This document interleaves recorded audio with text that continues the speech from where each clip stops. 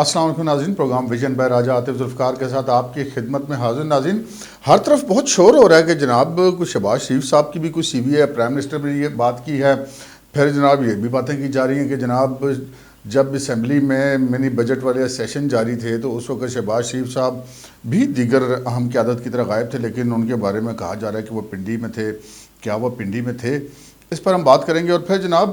وہ کہتے ہیں نا کہ جب بندہ کمزور ہوتا ہے نا تو پھر بہت ساری جو لوگ جو ہیں وہ جو بظاہر آپ سے بہت زیادہ کمزور ہوتے ہیں وہ بھی بندے کے منہ کو آنے لگتے ہیں۔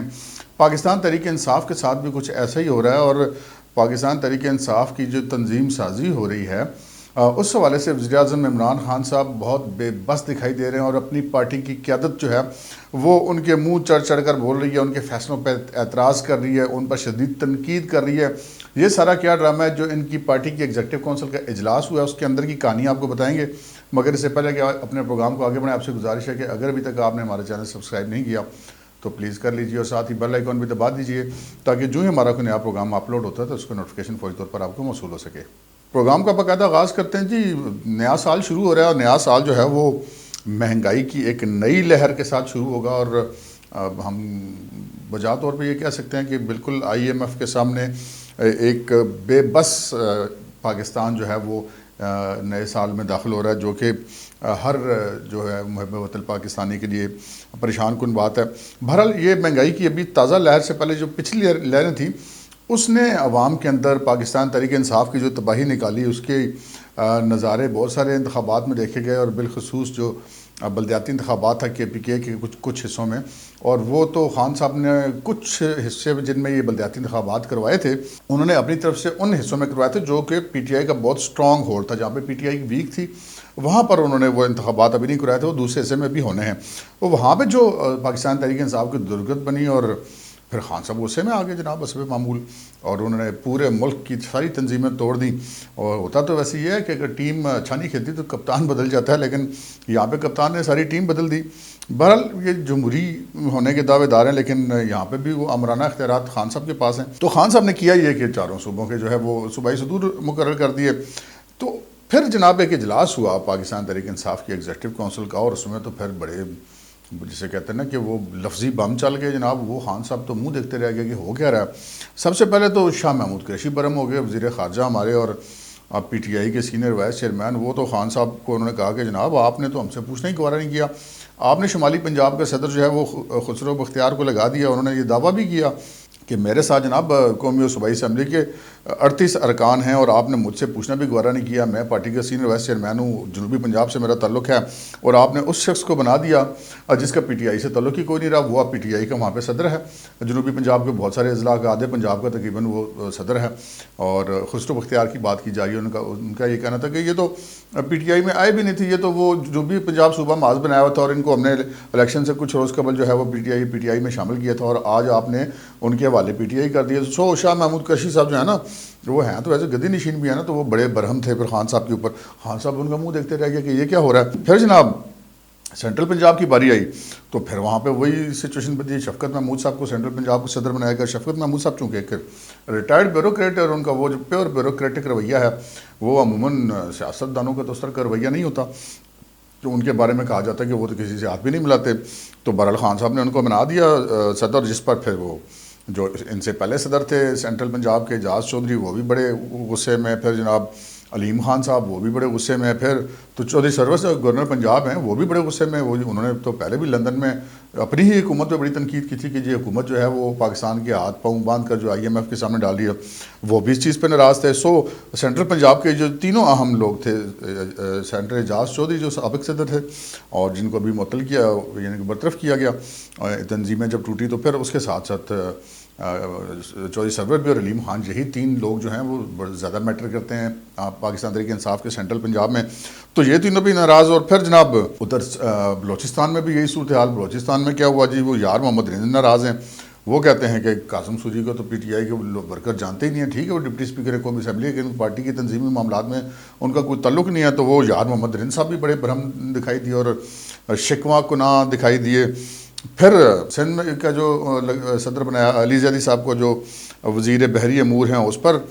گورنر سندھ عمران اسماعیل اور جو دیگر ان کی جو پارٹی کے کراچی میں یا سندھ میں جو سینئر عہدیدار ہیں وہ بھی بڑے شاکی نظر آئے کہ جناب یہ ہم سے پوچھے بغیر ہمارے مشورے کے بغیر علی زیدی کو کیسے بنا دیا گیا. تو خان صاحب کو یہ توقع نہیں تھی کہ جناب اپنی پارٹی کے چاروں صوبوں میں سے لوگ جہاں جہاں پہ بھی انہوں نے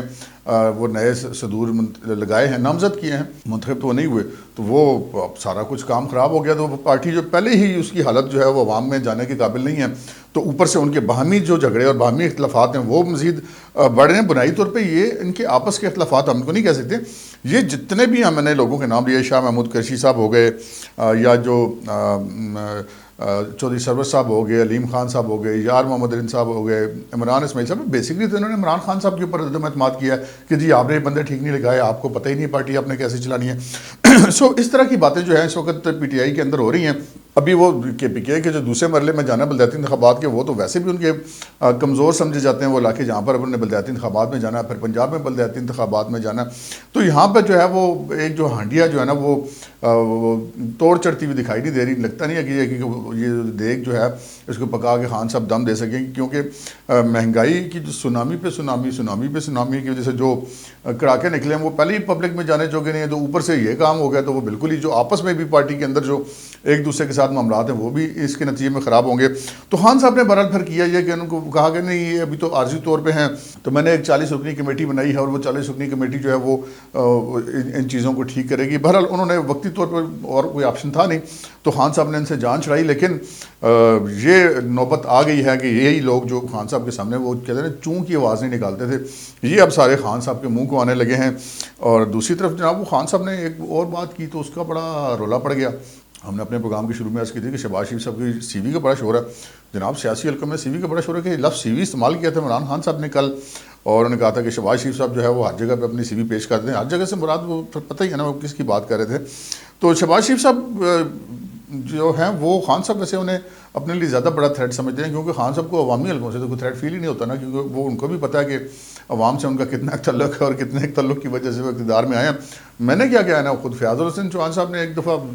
صوبائی وزیر ہیں اور وہ انہوں نے ٹی وی پہ بیٹھ کے کہہ دیا تھا کہ ہمیں تو وہ آپ نہیں لے کر آئے, ہمیں تو جو لے کر آئے ہیں وہی لے کر آئے ہیں. تو وہ پھر پوچھا جا سکتا ہے فیاض الحسن چوہان صاحب سے وہ جو لے کر آئے ہیں. تو اس کے بعد یہی وجہ ہے کہ پھر عوام کی پرواہ بھی کوئی نہیں, بالکل ایسے بے رحمانہ قسم کے فیصلے کرتے جا رہے ہیں. مہنگائی کی تو وہ حالت ہوئی ہے کہ پاکستان میں کوئی بندہ مڈل کلاس تو آپ سمجھ لیں کہ ایلیمنیٹ ہی انہوں نے کر دی ہے. تو اس ساری سچویشن کے بعد باوجود اگر وہ کوئی خطرہ سمجھتے ہیں شہباز شریف صاحب کو, تو اس لیے کہ شہباز شریف صاحب بھی جو ہے نا وہ خان صاحب کی طرح جو ہے وہ جو اہم اور طاقتور حلقے ہیں ان کے ساتھ ان کے روابط بڑے اچھے ہیں. تو خان صاحب شہباز شریف صاحب کو ہمیشہ ہی اپنے لیے خطرہ محسوس کرتے ہیں. تو وہ جو انہوں نے یہ ٹوک کرائی ہے سی وی پیش کر دینے والی, وہ ان کے صرف بیان کی بنیاد پر نہیں کی ہوگی. کوئی آئی بی شائی بی کی کوئی رپورٹیں بھی ضرور اس میں شامل ہوگی. وزیر اعظم کوئی بات ہمیں تو نہیں کر دیتا نا. تو بہرحال کوئی ایسی اگر شہباز شریف صاحب کا سی وی ہے بھی اور انہوں نے کہیں پہ پیش بھی کیا ہوا ہے یا پیش کر رکھا ہے, تو وہ بیچارے اتنے بااختیار بھی نہیں ہیں, کیونکہ وہ اپنے بہو جی جو بھائی جان ہیں ان کے نواز شریف صاحب ان کی مرضی کے بغیر تو کچھ بھی نہیں کر سکتے. لیکن بہرحال خان صاحب کو جو ہے وہ زیادہ خطرہ شہباز شریف صاحب سے ہی محسوس ہوتا ہے. شہباز شریف صاحب کے بارے میں جناب اطلاع یہ ملی ہے کہ یہ تو ہو سکتا ہے خان صاحب کو کوئی ایسی اطلاع ہو کہ یہ ملے. ہم نے پچھلے طور بتایا کہ ان کی ملاقاتیں پنڈی میں ہوتی بھی رہتی ہیں. اب پنڈی میں اب وہ کوئی مطلب وہ بچے تھا میڈیکل کالج داخلہ کرانے نہیں جاتے, اور نہ ہی وہ چنگی نمبر 22 کے اتوار بازار میں کوئی شاپنگ کرنے کے لیے جاتے ہوں, کسی اور ہی کام جاتے ہوں گے. تو وہاں پہ ان کا آنا جانا تو لگا رہتا ہے. لیکن یہ جو کچھ ہمارے دوست جرنلسٹ اور کوئی تبصرہ نگار اور تجزیہ نگار, کوئی چڑیوں والے, کوئی چڑیلوں والے, وہ یہ کیا تھا کہ جناب کل جس وقت منی بجٹ کے حوالے سے اجلاس ہو رہا تھا, نہ اس میں وزیر اعظم تھے, نہ ہی اپوزیشن کی لیڈرشپ تھی, نہ شہباز شریف صاحب تھے, نہ بلاول صاحب تھے, نہ آصف زرداری صاحب تھے, تو کوئی بھی نہیں تھا. تو پھر جو کچھ بھی ہوا وہ سب نے دیکھا. تو بہرحال کہا گیا کہ جی شہباز شریف صاحب اس وقت پنڈی میں موجود تھے اور وہ خاص میٹنگز کرتے. تو ہم نے بھی اپنا سوچ لڑایا, ہم نے کہا یار ہم بھی تو پتہ کریں شہباز شریف صاحب کس سے جا کے ملے ہیں پنڈی میں. تو پتہ چلا کہ کم از کم کل جو ہے وہ جس کے بارے میں کہا جا رہا ہے کہ لوگ کہہ رہے ہیں کہ جی وہ جا کے ملیں, تو ایسی کوئی ملاقات شہباز شریف صاحب کی ہماری نوٹس میں نہیں آئی. اور ہمیں اپنے سورسز پہ بڑا یقین ہے کہ انہوں نے مجھے خبر بتائی ہوگی وہ یقیناً ٹھیک ہوگی. آج کے پروگرام میں اتنا ہی, اجازت دیجیے, اللہ حافظ.